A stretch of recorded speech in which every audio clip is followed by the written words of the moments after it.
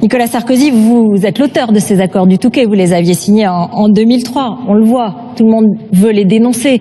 Néanmoins, il est inscrit qu'il faut un préavis de 2 ans au moins pour les dénoncer. Et vous-même, si vous étiez maire de Neuilly aujourd'hui, vous en accueilleriez des réfugiés?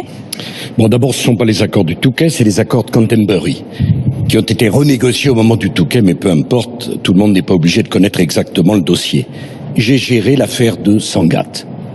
Je rappelle qu'à l'époque, il y avait une jungle à Sangatte. Quand nous sommes arrivés au gouvernement, sous l'autorité de Jacques Chirac, j'ai envoyé les 4000 personnes présentes à Sangatte en Angleterre. Ce fut une discussion avec Tony Blair et avec David Blunkett.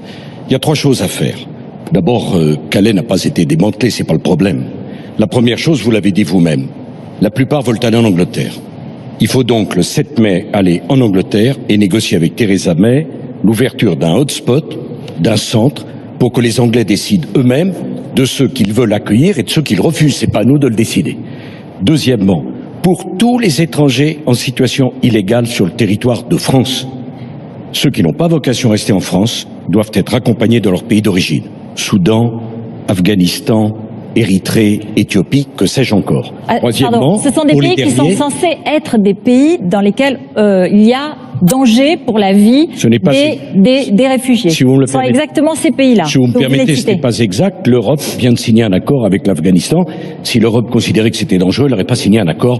Peu importe, les Espagnols renvoient au Soudan ou en Érythrée. Enfin, troisième chose, pour ceux, et je partage l'avis de Nathalie, le droit d'asile fait partie de notre identité.